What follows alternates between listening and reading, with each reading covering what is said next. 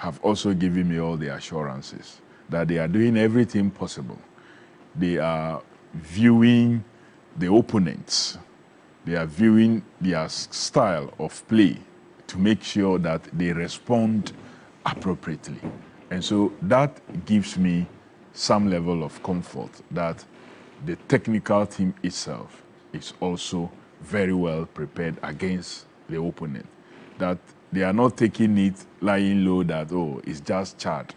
It's not any strong football nation. No, they have put in every effort. And a lot of videos have been collected of the opponent players. And it's been analyzed.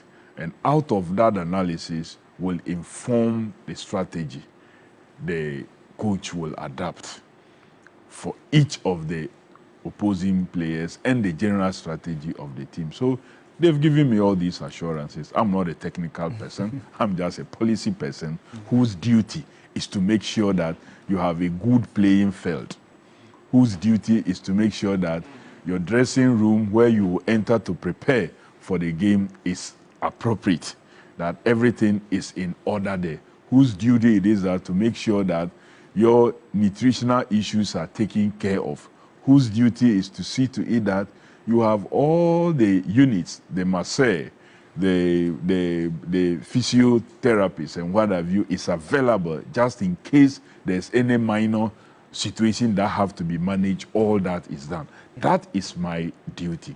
And I have seen to it that all this is what provided. If the team has to travel, my responsibility is to make sure that they travel comfortably and arrive safely. I have put all those measures in place. So I have done my bit as a policy person. I have encouraged them. I have motivated them. I have told them there is no player better than any one of them. None of them should listen to any story out there that you are not deserving of a selection. No. Do not allow that kind of language to affect you. You are the best player. Once you've been selected, see yourself as the best. Go there in confidence and deliver. Don't allow anything to dissuade you. So what the players need is to be prepared psychologically. I, as a policy person, have done so in my engagement with them. And I've encouraged the technical team, including the head coach, to also help encourage them psychologically. It's part of his duty. Because for the players, look, they know how to play already. That's why you have called them up. You are not now going to teach them how to play. You are only going to teach them the strategy they must adapt to defeat the opponent. Beyond that, you are not now going to teach them how to handle the ball. They know how to handle their ball. Some of them are those who run with the ball faster. Some of them are good at long passes. They know what to do. Yours is to teach them, to help them with the strategy, because you would have had the opportunity of watching the opponent play, analyzing the video, and watching the individual players in the opposing team.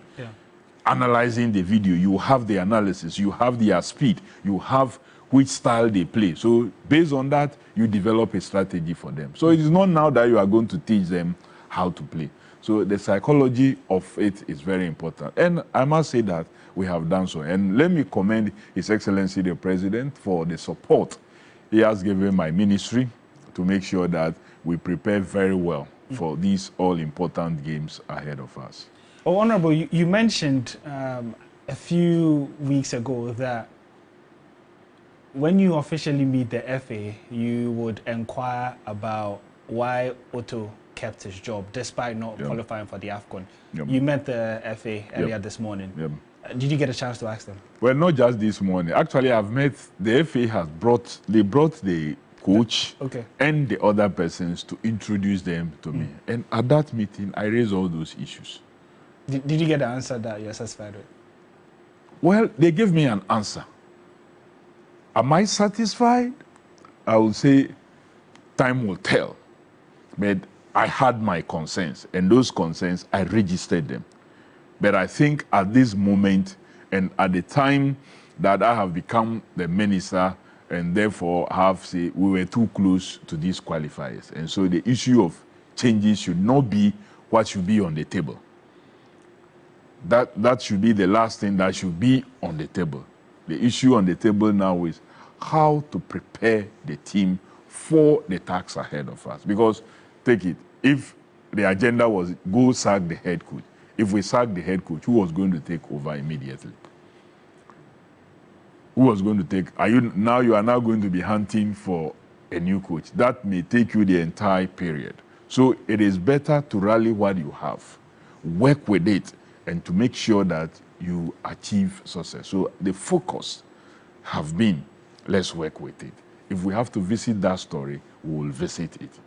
And I'm having the opportunity of watching their training. I'm going to have opportunity of watching them play.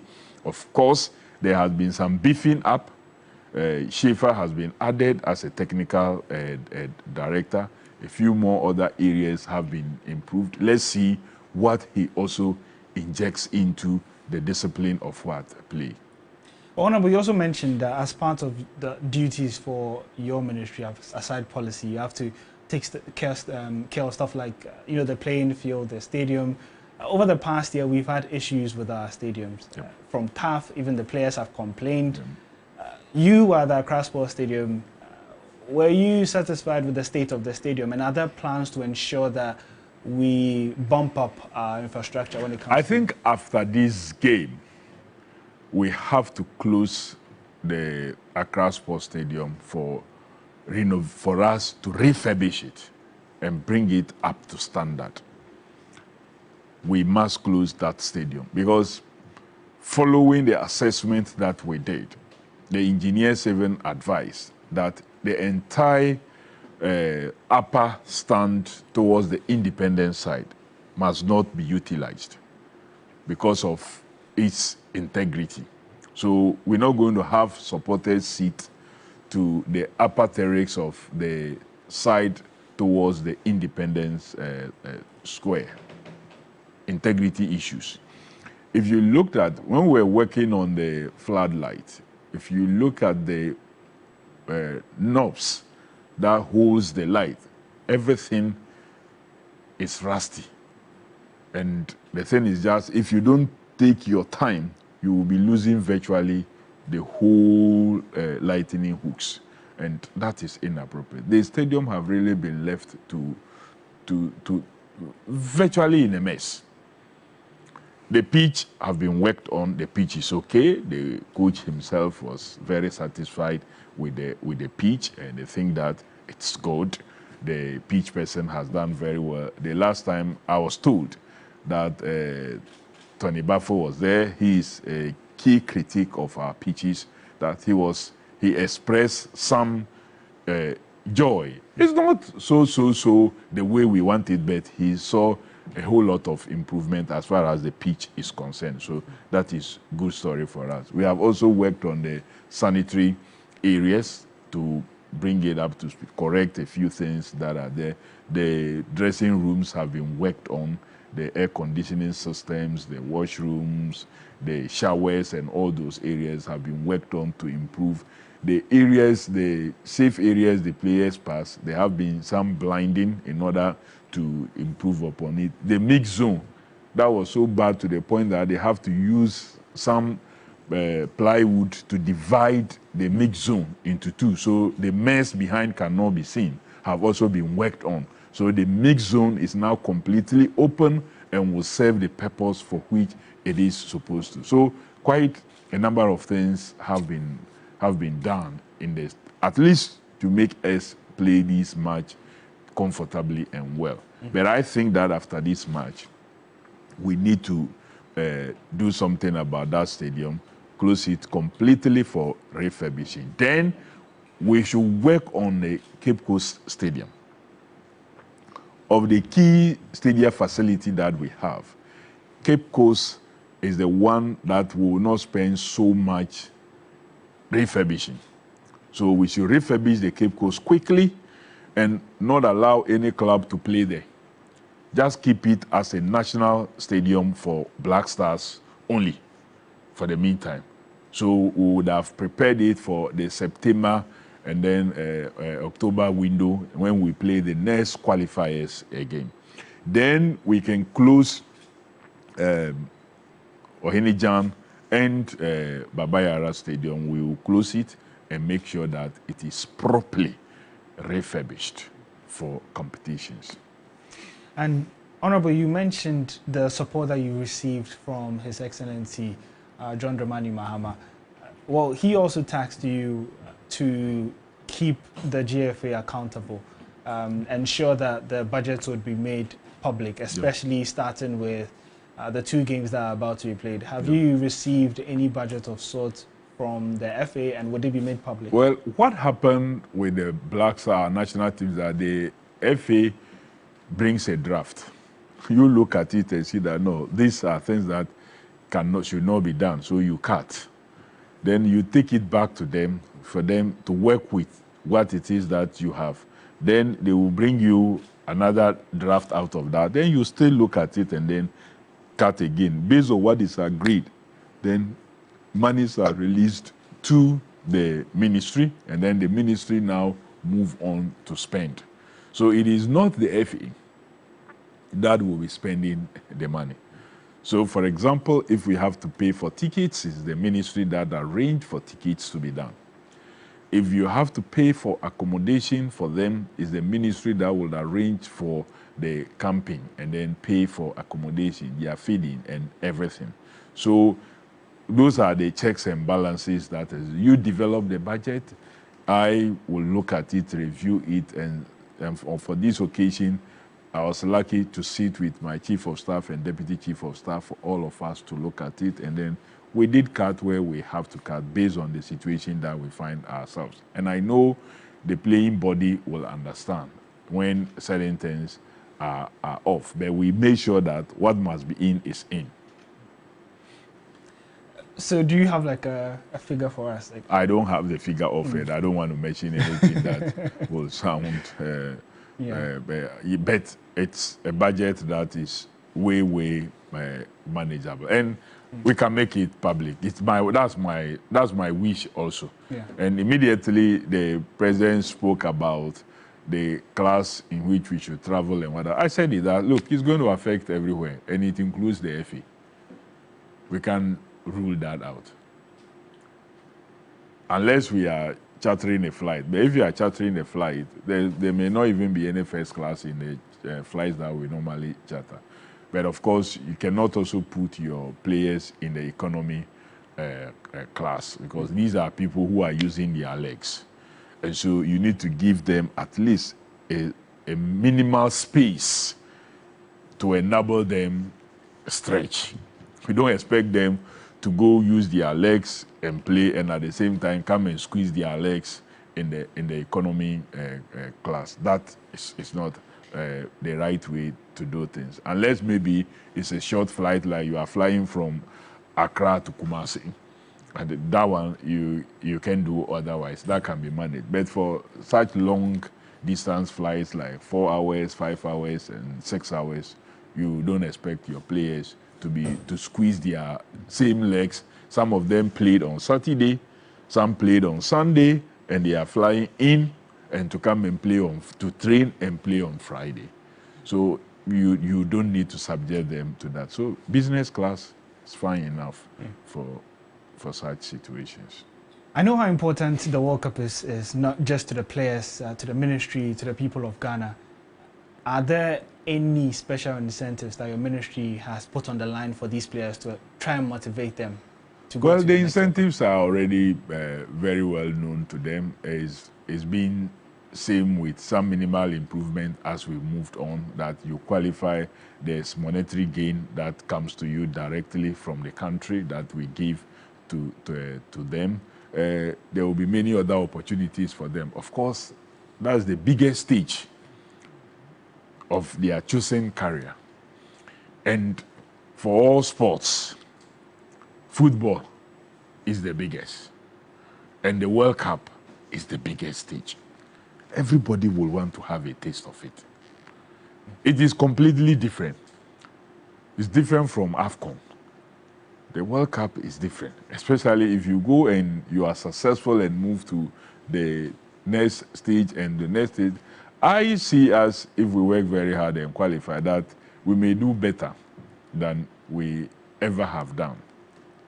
That will be reaching the semi-final. You say? That will be reaching the semi-final. Well, wouldn't you be happy? I'll be so excited. Pray for it and let's work for it. And Honorable, just quite quickly before you go, I mean, it's been a very enjoyable period with you. Your message to the people of Ghana, because it's been a difficult 2024. I know, it's been so difficult. But you see, at this moment, my fellow Ghanaians, what the team needs is your support.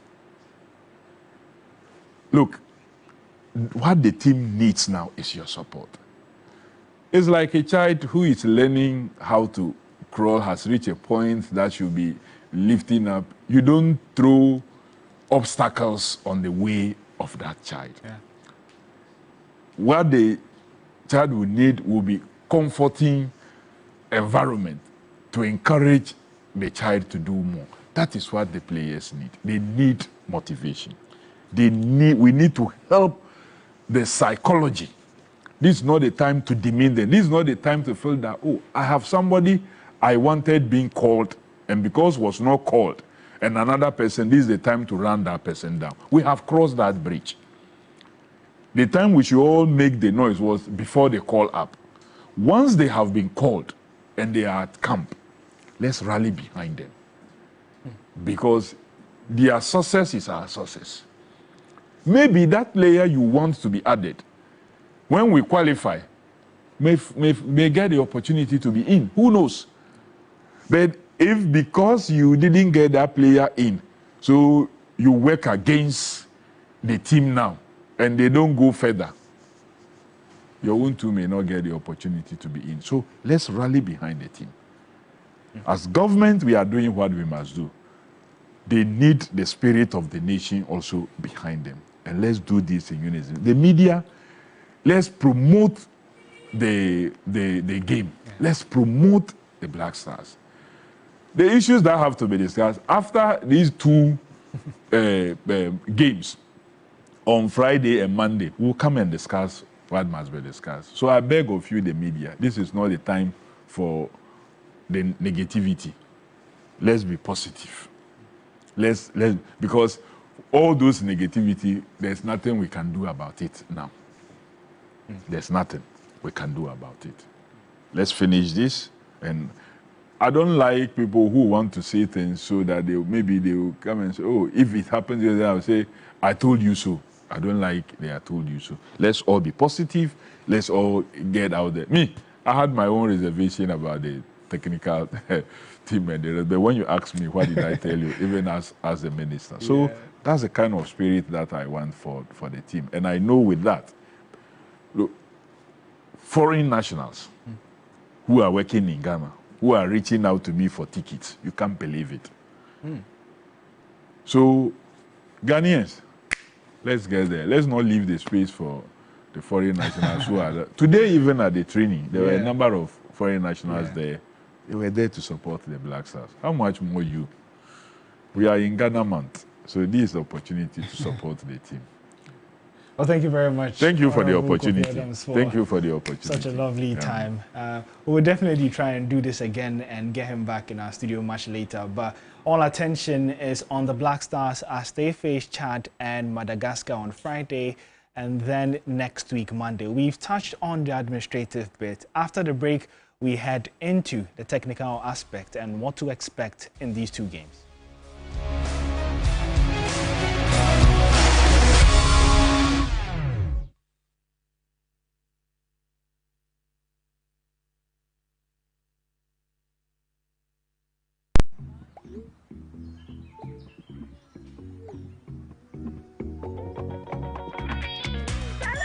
No matter how situations change, we will always have our Charlies.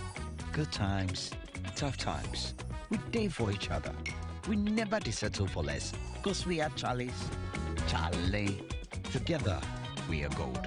Drink responsibly, not for sale to persons under 18 years. Not recommended for pregnant women. This advert is FDA approved.